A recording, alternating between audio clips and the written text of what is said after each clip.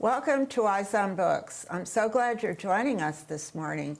I think you'll enjoy what we have to tell you. It's about a book called Clark and Division. My host, Steve Savlov, and I will tell you about the book. It's a novel, and then we will introduce you to the author, Naomi Hirahara, and we will interview her, asking her some questions about her process in writing the book. So Steve's going to introduce you to the story, and then we'll chat about it before Naomi comes on. Steve. Well, this story starts when Akito is being born, and her sister Rose was trying to help with the progress of delivery and started pulling on one of her legs. And ever since then, there was a bond. And also the background in this story is, of course, there was the bombing in Pearl Harbor. And as soon as that happened, then the government, in its own wisdom, started putting Japanese, especially on the West Coast, into camps or internment. So you get an idea of what the conditions were in this camp. And then from this camp, the family was also moved to Chicago, whereas the whole family grew up and lived in Los Angeles. And what's interesting is Rose went ahead and to Chicago before the family, and she was looking into getting a place for them to live and so on. And then the family went to Chicago and found out that Rose was dead, that her older sister was dead. And from then on, Akito spent a lot of time trying to discover what happened to her sister, because they have that real tight bond. And she's very intense and committed to find this. So the story takes you through many different situations that add up to the evidence that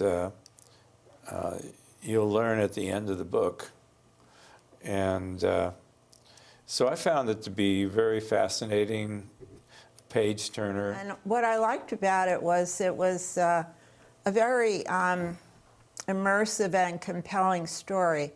And I think it was because it focused on the Ito family. Mm-hmm.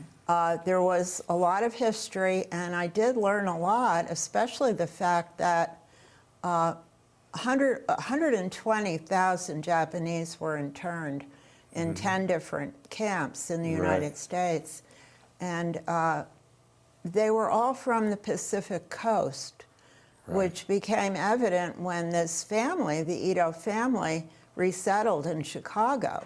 And they met other Japanese who had not been affected by the internment. And that surprised me. I hadn't really thought about that before. The Ito family did survive Manzanar. The author gives a lot of description about life there. One thing is the weather was not very hospitable in the Owens Valley, and they did have to suffer a bit with that. Right.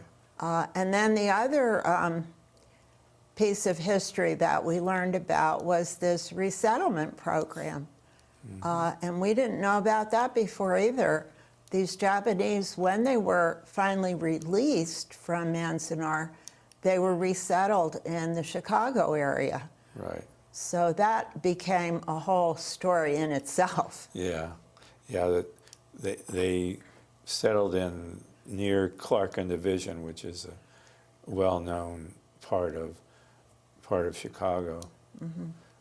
Yeah. Yeah, Clark and Division are two intersecting streets, and there's also a subway there, a Right. subway entrance there. Right. And if you read the book, you'll find out the importance of that subway station. We don't want to give too much away. Yeah. It just allowed Akito to explore the area and looking for clues, and she interviews different people after she finds some clues and goes and talks to this one or talks to that one. And you really don't know what who the culprit is until That's you get, right. until you get to the end of the story, which Yeah. is a good mystery. Yeah, the author portrays a number of different people as possible suspects. Right. And gets into some of their dealings and misdeeds in Yeah. Chicago. And it does kind of leave you hanging. You're not really sure until the end how Rose died. And it was a bit of a surprise at the end, didn't you think so?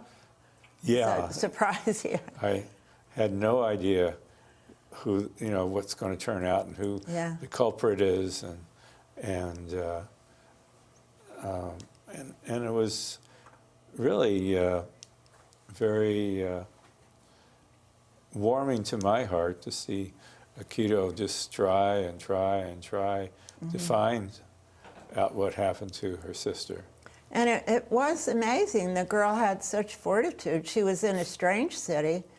She was so determined to find out what happened to her sister that she figured it all out and walked from police station to mortuary to funeral home to her home, never ever gave up. And the poor thing hardly had any clothes. Her shoes were falling apart while Right. she was walking all over Chicago. But she was very determined, and for a young girl, amazing what she was able to accomplish. Yeah. Yeah. Well, I was really impressed with the dedication she had to Yeah. being a sleuth. It was definitely an interesting view of Chicago as well, the way the Chicago police treated the resettled Japanese. It's the same old story of bias toward immigrants. And Yes. these people had only immigrated from California to Chicago, but right. they were definitely looked down upon. And the police, from the story, from what we read, the author showed how unkind they were. Yeah. To use a nicer word. Not very receptive. Yeah. Her parents were actually from Japan, and so they called the people who resettled over here in America Issei. And then the ones who were born in this country are called Nisei. And so I learned a lot of different Japanese, words and meanings and so on. So, and I just spent 3 weeks in Japan, so it all seemed to come together. Yeah, it really clicked together for you. Yes. Yeah. Like, oh, wait, I was just there. I saw that. Okay. Well, we'll see Naomi in a few minutes. Yeah, I'm looking forward to it. Yeah.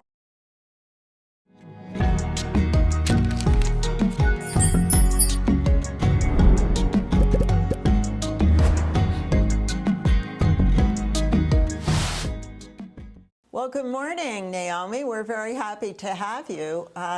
Naomi Hirahara is the author of Clark and Division.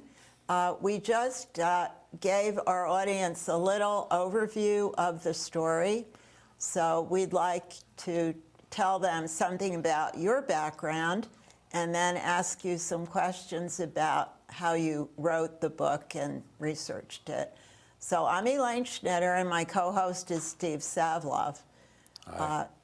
As we have read, you are a Southern California girl. You grew up in Altadena and now live in Pasadena. Beautiful place for sure, and it is a good thing we are here and not in the middle of a blizzard somewhere else in the country. So it's a beautiful day here in Southern California. I know that you have also written many mystery novels, and we're interested in those, and perhaps our audience will start looking into those after they have read Clark and Division. Yeah, thanks so much for having me. What a wonderful program. Is there anything you would like to ask us before we begin, or are you just ready to dive in? I'll just dive in. Okay. I've been checking you guys out a little bit on YouTube, so I get the general gist. Okay. So, Great. so you may be somewhat familiar with what we do. And, Right. We're pretty avid readers, the whole group of us. So we have read your book in our book group a while ago. And in fact, I'm going to read your sequel, Evergreen, and maybe recommend that because everyone did like Clark and Division a lot. So I'm going to let Steve start with some questions for you, okay? Naomi, as Elaine was saying, we're very interested in your book, and it was a page turner because every page had something to do with clues of what went on in Chicago with Rose. How did you get interested in this story? Well, my background first is as a journalist. I worked as a reporter and editor for the Rafu Shimpo newspaper, which is one of the oldest and largest Japanese American, it used to be daily, but it's not daily anymore, newspapers, and it's based in Los Angeles. After I left the paper, I started doing more biographies. I did work for the Japanese American National Museum, as well as writing mysteries. And all of my mysteries has some connection to the past, even if it's a contemporary one. Usually it's like a cold case that happened decades ago, and it's up to and usually I write amateur sleuths, but my detective to kind of pull out things from the past to solve a crime that's happened in present day. So Clark and Division actually is my first historical mystery, straight out historical, in that it's actually placed in this particular case in 1944. I got interested in writing this particular mystery, and Clark and Division, by the way, if you're from Chicago, you know exactly where it is. It's a pretty prominent intersection in Chicago. And I will tell you this, as was introduced, I'm a California girl, so I had only gone to Chicago once in my life before I decided to embark on this book. And it was prompted by a nonfiction book that I wrote with my friend Heather Lindquist called Life After Manzanar. That was for the Manzanar Historic Site, because so many of their visitors kind of went through and said, what happened to these people? In particular, in Manzanar, there was like 10 to 1,000 people who had been detained there. So they commissioned myself and Heather to investigate this. I knew Chicago was a big destination because in my work for the Japanese American newspaper, I encountered so many people who had relatives that had lived in Chicago. There were people here that were huge, like Chicago Red Sox fans. So why was that? And so I knew in the back of my mind that many people, after being released from the camps, had gone to Chicago.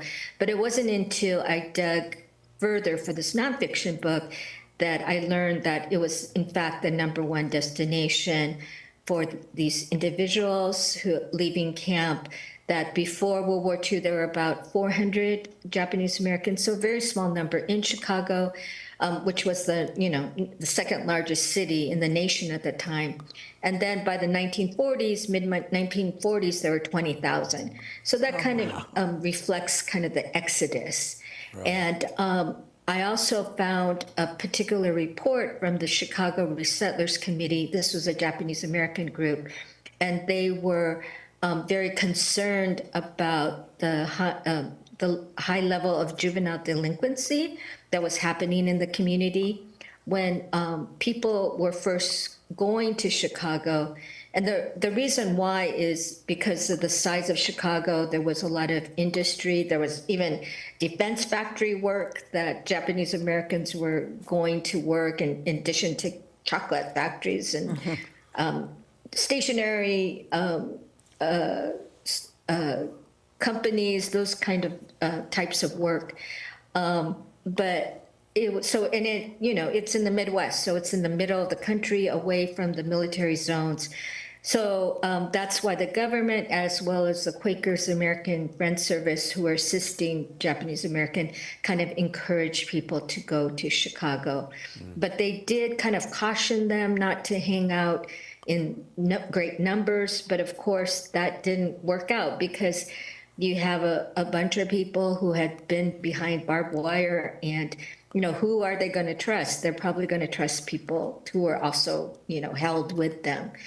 So there were a couple of locations where there was a lot of Japanese Americans, and one was south side of Chicago, and the other was this area, Clarkton Division, which is a really nice area today, but back then, especially on the north side of Clark, was kind of known as a little seedy area. So that's why so many people had gone there, and it was mostly in the beginning young people. So because they were Nisei, they were American born, they were American citizens, so it was easier for them to get clearance. So they were without parental supervision. So just imagine any group of people, who were taken from their homes and then held in a very remote area, and suddenly you're released with your friends, without any, snoopy older people. And what are you going to do? You're going to party, you're going to, and a subset did get into trouble. And this report mentioned that there had been babies being born out of wedlock. There was abortions. There were abortions, definitely illegal at the time, and other sundry crimes, which actually I elaborate, these actually true crimes that unfortunately we don't know who the, we don't know the names of those who committed them, but I document that in Clarkton Division. Wow, so you ended up going to Chicago, I assume, to look around. Yeah. Luckily, I had two friends who, both born and bred in Chicago. I had gotten to know one of them when he lived briefly in Los Angeles, but he's one of those. He's younger. By younger, I'm in my 60s. He's like in his early 50s, so I consider that younger. But a person who loves history.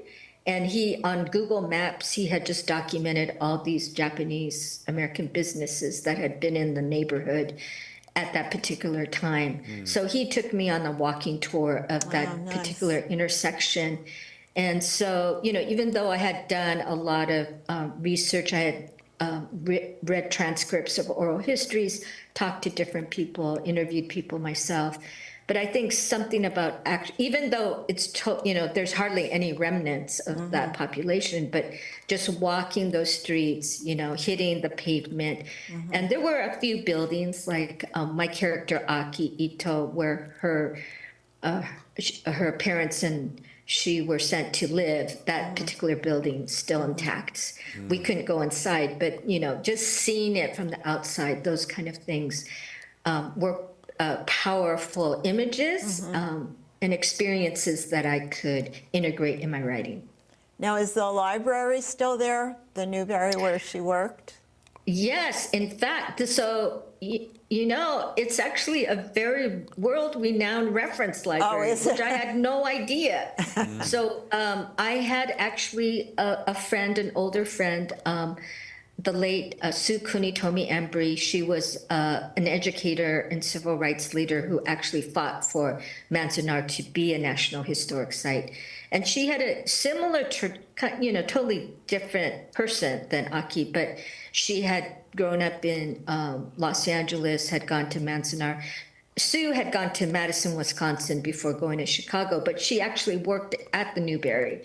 And in oral history, she mentioned that it had been a very positive experience because, ironically, in Los Angeles, she was more in segregated spaces. So she was more just with Japanese Americans.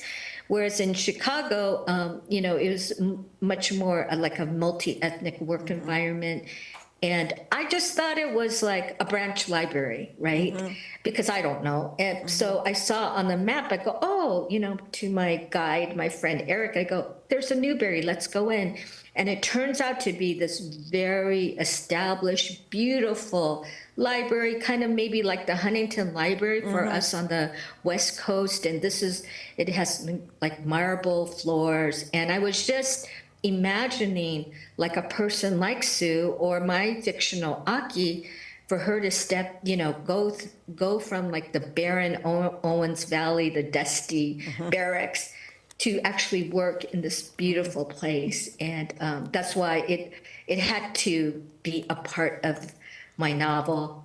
And some people have asked me, did you set it in a library because it has all these stories? And actually I didn't, but it became this very nice device to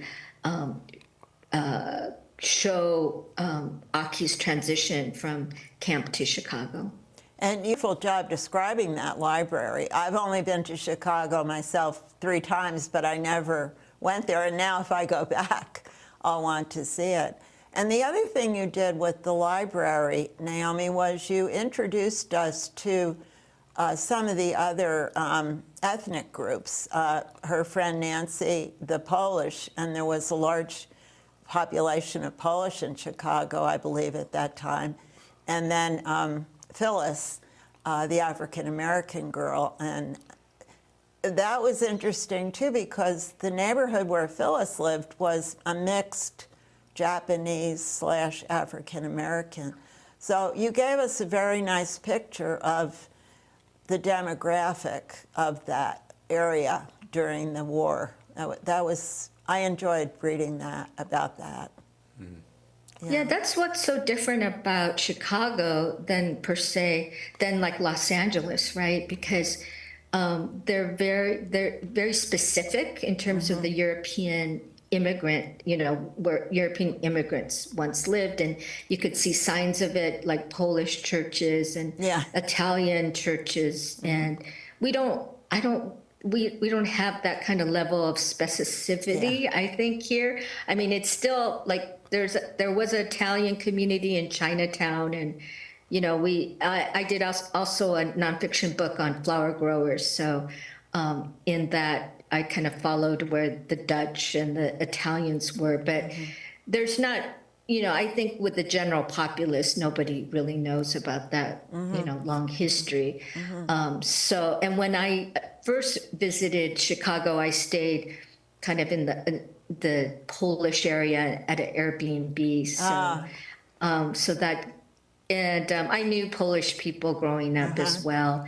And that was a good excuse. We have a Polish restaurant that's not far from Pasadena in Glendale called Polka.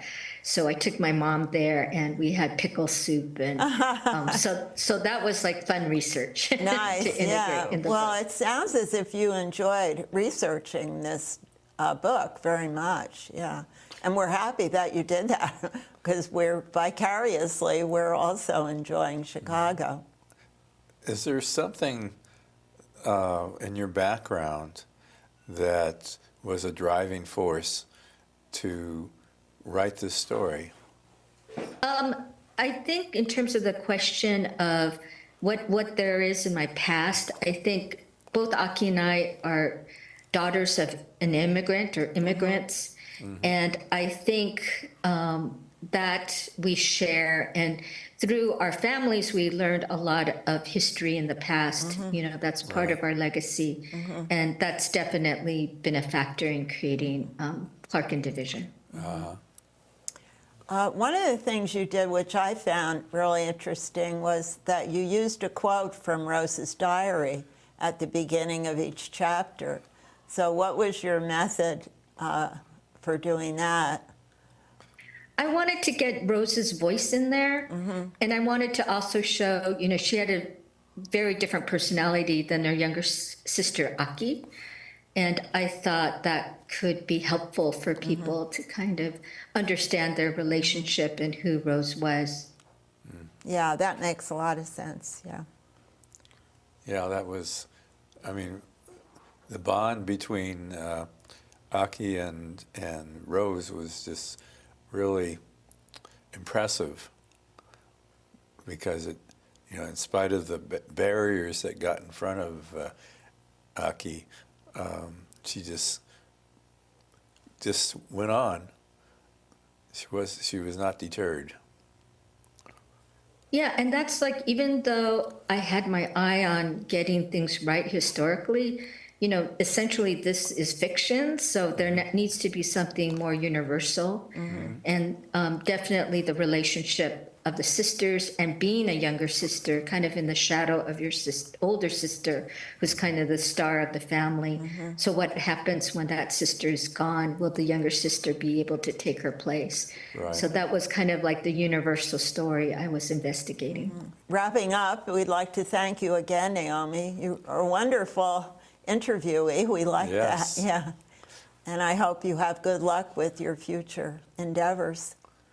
Thank you. And don't forget about Evergreen. It's set in Los Angeles, that Right. one, Yeah, 1946. Steve is already reading. Thank you so much for joining us today. I hope you enjoyed our interview with Naomi Hirahara. She has a new book out, which is a sequel to Clark and Division. It's called Evergreen, and she encourages us to look for that. So happy reading, all of you. We'll see you again.